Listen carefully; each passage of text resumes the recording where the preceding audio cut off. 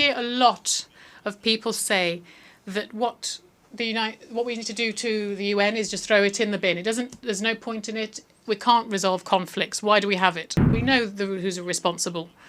While we have a Security Council that is blocked, is there a better system? I don't think so. France, as I reiterate here, is in favour of the Security Council being expanded. Germany, Japan, India, Brazil should be permanent members. President of the General Assembly, heads of state and government, ministers, ambassadors, ladies and gentlemen. I'm speaking here on behalf of a country who will never forget what nations are capable of doing when they are united. Freedom. And France has just paid tribute indeed this year to the peoples of America, Europe, Africa, Asia and Oceania, who allowed us to liberate ourselves from the Nazi grip. Progress and peace also. France, with its peoples, have created a community of free states, sovereign states, able to engage with each other and to understand what is essential. Also, hope. Much like we've seen in recent times during the Paralympic and Olympic Games that France hosted this year with beauty, enthusiasm and the support of peoples. However, despite this, the Olympic truce that we wanted here did not come to life. However, the danger of words without action and impotent diplomacy are before us every day. However, our organisation is facing the biggest convergence of crisis possibly ever after its 8 decades of existence. And the feeling of a loss of control is growing when faced with wars, with climate change, increasing inequality, injustice. And every day humanity seems to be more fragmented at a time when the circumstances would require us to find common responses, strong, effective responses. To these 2 words, United Nations, need to embody hope once again. And what must we do for this? We need to find this essential bedrock of this, and that's what I wanted to touch on briefly. Above all, first and foremost, we need to restore the terms of trust and respect between peoples. And here I can see them often trampled in our debates. To do this, we need to pay equal attention to those who are suffering. As I mentioned here 2 years ago, in fact. Let's stave off the possibility of having a double standards. One life is equal to another. The civilian protection is an imperative norm and must remain our North Star at a time when this year we are marking the 75th anniversary of the Geneva Conventions. And let's not let the idea take root for a moment that those who died in Ukraine are from the north, that those who have died in Gaza are from the south, and those who die in the conflicts in Sudan in the Great Lakes region or in Myanmar would be those who've consequences, who are alone and ignored. Let's regain control and restore this confidence and trust, which means that we should look for peace everywhere and not accept any differences at a time, or indifference at a time when human lives are at stake. Let's not accept any difference when difference being made when territorial integrity and the sovereignty of states is at stake either.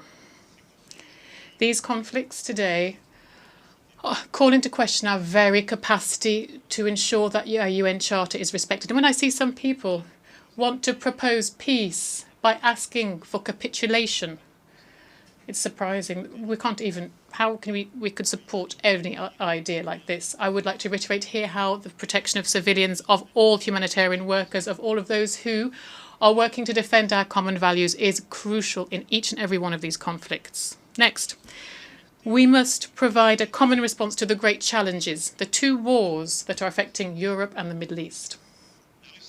Russia, indeed, is waging a war in Ukraine for territorial conquest, scorning the most fundamental principles of international life. They are guilty of violating the law, ethics and honour. Nothing that they're doing is in line with the common interest of nations, nor the specific responsibilities that they shoulder within this organisation. The fate of Ukraine is a question of peace and security in Europe and around the world. Because who could still believe that they are protected from their bigger neighbours, the violent neighbours, those avid ones? If we let Russia win this as if nothing happened, no one could do that. It is therefore in our common interest and the common interest of nations that Ukraine be restored in its legitimate rights as soon as possible and that just and lasting peace be built. France will continue to do everything in its power so that Ukraine can hold strong, be out of danger and obtain justice. France will continue to provide it with the equipment that is necessary for its defence, and with its allies and partners that are closest to them, France will support the remarkable resistance of the Ukrainian people and will commit to their lasting security. Let us look for peace. France will join its forces with all of those sincere partners to build solid peace in Ukraine, for Ukraine and for Europe. I know that for many of us, the key issues are elsewhere. There's a long list of forgotten wars, unjust victories, badly negotiated resolutions, or perhaps resolutions that are never implemented. I am not forgetting any of them, even if I can't list them all here. President Tshisekedi, who spoke earlier at this tribune, said that the situation in the Great Lanes, and I will go back to him and President Kagame in a few days, we'll cover that. That is of concern to us as well. And in Armenia, Prime Minister, which France stands strongly shoulder to shoulder with the pressure from Azerbaijan and territorial intentions, the international community must be there so that peace negotiations are successful and so that the internationally recognised borders are preserved. But I know that for a lot of the people here, the essential issue beyond these wars is together, and it's also for us together here in Gaza, where the fate of the Palestinian people is currently present and heavy over all of our debates. On this topic, on such a complex topic, I'd like to say clearly France's position from day one. We condemn strongly the terrorist attack, which was terrible and unprecedented, carried out by Hamas against Israel on the 7th of October. Terrorism is unacceptable, whatever the causes may be, and here we mourn the victims of the Hamas's attack on the 7th of October. They include 48 French citizens. I express my compassion, friendship, to all of those families who have lost children, parents, friends on the 7th of October. We ask also once again and solemnly for the hostages to be released. Amongst them, there are also several French compatriots too. And here I wish to commend the efforts of the United States of America, Egypt and Qatar to achieve this. This remains a priority for us all. Israel, when faced with this terrorist attack, has a legitimate right to protect their own people and to deny Hamas the means of attacking them again. And no one here could have suffered something like the 2nd of October without there being consequences. However, the war that Israel is waging in Gaza has gone on too long. The tens of thousands of civilian victims in Palestine cannot be justified. There is no explanation possible for this. There are too many innocent people who have died, and we mourn them too. And those people who have died are an outrage for humanity and a dangerous source of hatred, resentment, which threatens and will threaten everyone's security, including that of Israel tomorrow. So this war needs to stop, and a ceasefire needs to happen as soon as possible, at the same time as the hostages are released. And humanitarian assistance needs to arrive en masse in Gaza. This is a position that we have held since October 2023, where the resolutions with many of us. Let's hold the first humanitarian. We held a humanitarian conference for Gaza in November 2023 in Gaza. It's now a question of political will, given the destruction of the military capacity of Hamas, and it is imperative that a new page is turned in Gaza for the guns to be silent, for humanitarian workers to return, and for civilians to finally be protected France will participate in any initiatives that will save lives and would allow for everyone's safety to be protected. The deployment of an international mission must open the way for the implementation of the two-state solution. It is up to the Security Council to take a position on this. And also, without further ado, the necessary provisions need to be taken to preserve the link between Gaza and the West Bank, to restore Palestinian Authority and its functions, and also to ensure the reconstruction of the territory, and to once again make life possible, quite simply. France will ensure everything can be done so that Palestinian people can finally have a state side by side with Israel. The conditions for just and lasting peace are well known. We just need to open the way for this, and the path towards this must be as short as possible. France will therefore is committed to the two-state solution and will renew its action so finally it can benefit the people and meet their legitimate aspirations. A Palestinian state should be created, given all the necessary security guarantees for Israel. So we should build the reciprocal recognition and common security guarantees for all in the region. And we'll be working on this over the next weeks with Israelis and Palestinians, with all our regional and international partners as well. And at this time, at the moment, the main risk is that of an escalation. I extend my brotherly thoughts to Lebanon and the Lebanese people. Hezbollah, for too long, has been running an untenable risk of dragging Lebanon into a war. Israel cannot, without consequence, just expand its operations to Lebanon. France demands that everyone respect their obligations along the blue line. We will therefore act to ensure a diplomatic voice can be heard, a voice that is indispensable for sparing civilians and preventing a regional conflagration. We cannot have a war in Lebanon. There cannot be a war in Lebanon. This is why we urge Israel to cease this escalation in Lebanon, and we urge Hezbollah to cease the missile launches to Israel. We urge all of those who provide them with the means to do so to stop doing so. We have asked for the Security Council to meet today, indeed, to this end. And I welcome this. And the French minister at this end of the week will head to Lebanon themselves. It's the same unity that we must show when faced with the great regional challenges and the global challenges before us, because beyond the conflicts that we are seeing, that I've just mentioned, we need together to continue to ensure that sovereignty is respected, everyone's sovereignty. Regional and international solutions need to be built to tackle these challenges. And this is the idea behind the relationship we wish to have with Africa, a new partnership.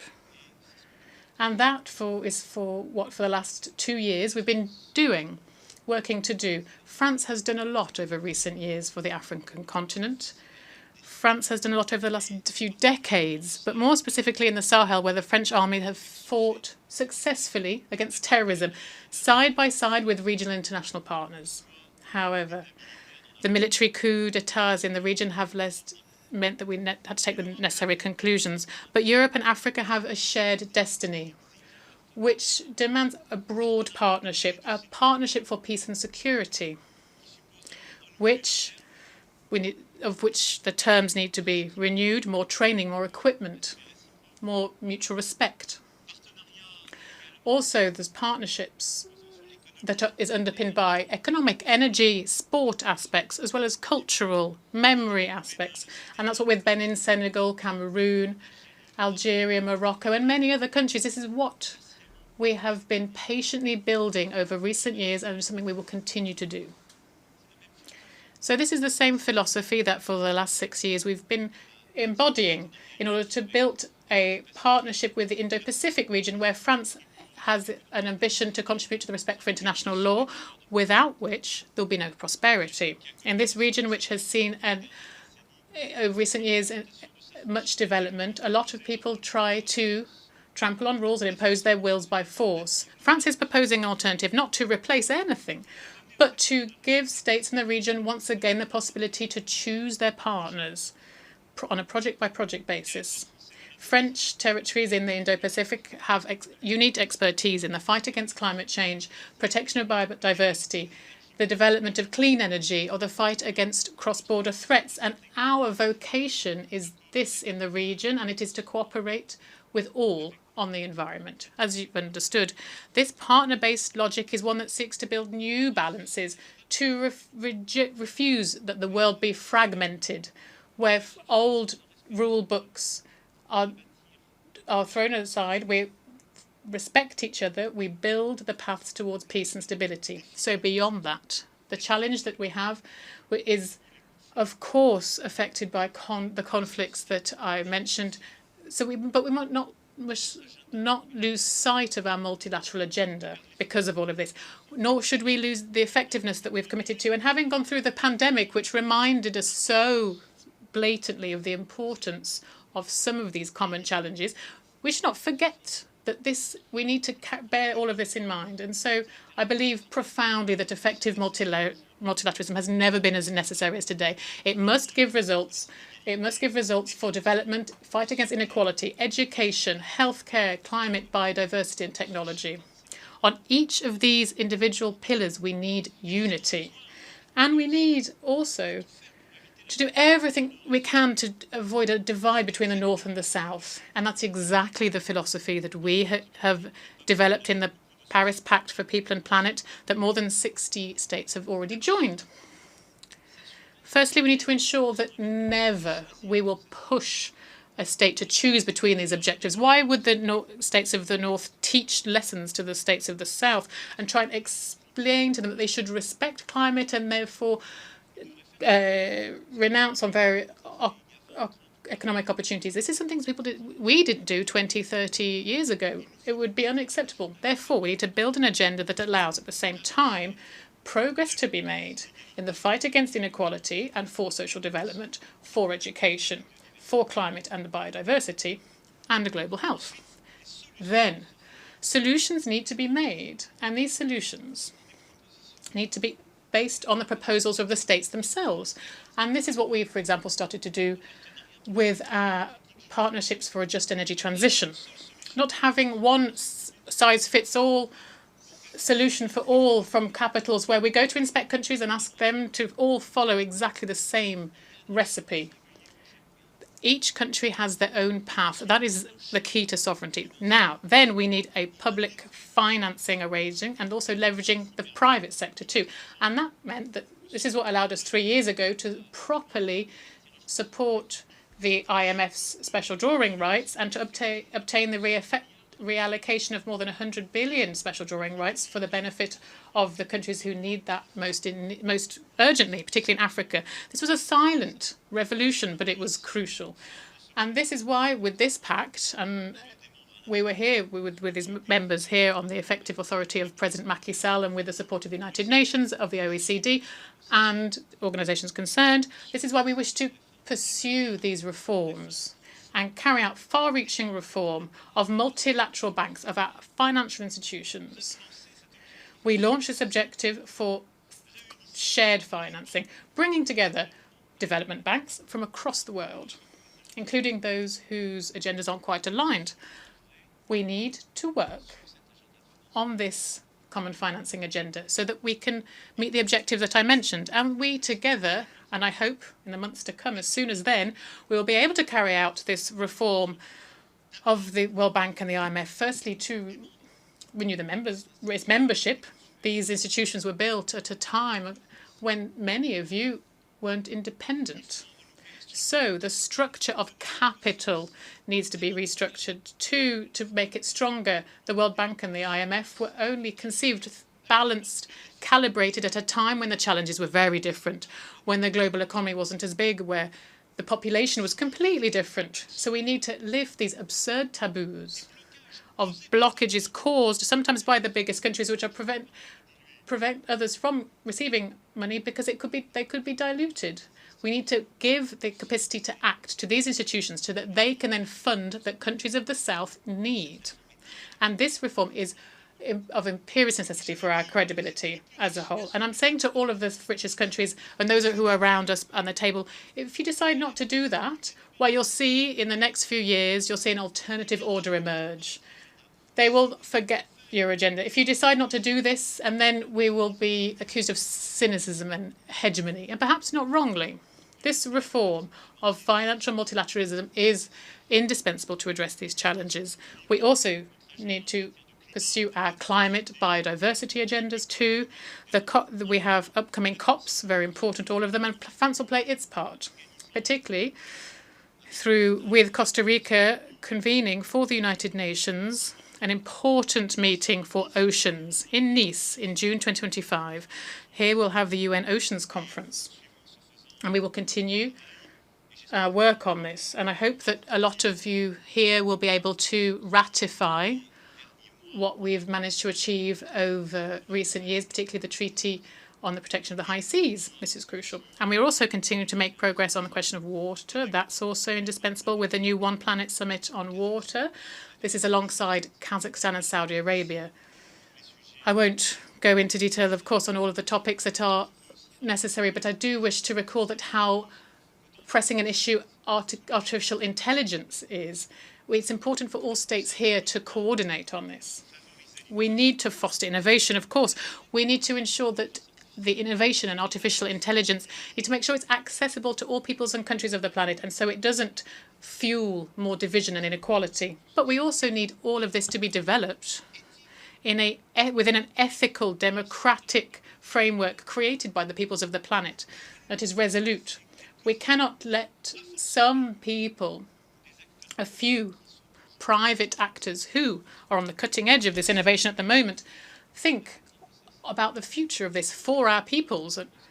This is why France, in February 2025, will convene the next Action Summit for Artificial Intelligence. But I'm sure you've understood the aim is to build this common framework, and I welcome the work that's been done and coordinated by the Secretary-General and the Global Digital Compact, which is built using the best of expertise, and it enshrines this philosophy which we subscribe to totally. To conclude, ladies and gentlemen, and I'm aware, of course, that I've forgotten so many difficult situations, from Venezuela to the heart of Africa, so many other tensions in Oceania. I want to talk about our institutions. I hear a lot of people say that what we need to do to the UN is just throw it in the bin. There's no point in it. We can't resolve conflicts. Why do we have it? So here, let's show a constructive kind of impatience. And we can't just be satisfied with not being able to resolve things. But we know who's responsible. While we have a Security Council that is blocked reciprocally according to each other's interests, while that's still the case, we won't be able to make progress. Is there a better system? I don't think so. So let's make the UN more efficient. Firstly, perhaps making them more representative. And that's why France, as I reiterate here, is in favour of the Security Council being expanded. Germany, Japan, India, Brazil should be permanent members, much like two countries that Africa will decide to represent them. These new elected members will also need to be accepted. But the reform of the composition of the Security Council is not sufficient alone to make it more effective. And so I wish this reform how it should also change the working methods to limit the right of veto in case of mass crimes, and also to focus on operational effective decisions that peacekeeping needs and maintaining international peace and security needs, rather. This is why we need to be brave and audacious and to do so. And with the current permanent members, this is something we should be doing. Almost 25 years after the Millennium Summit, it is now high time to be more effective, to act better on the ground for states and for civil society. And then beyond the United Nations, we must also mark a new era in each of our multilateral institutions, as I just mentioned. These are the few words I wanted to share with you, ladies and gentlemen, today.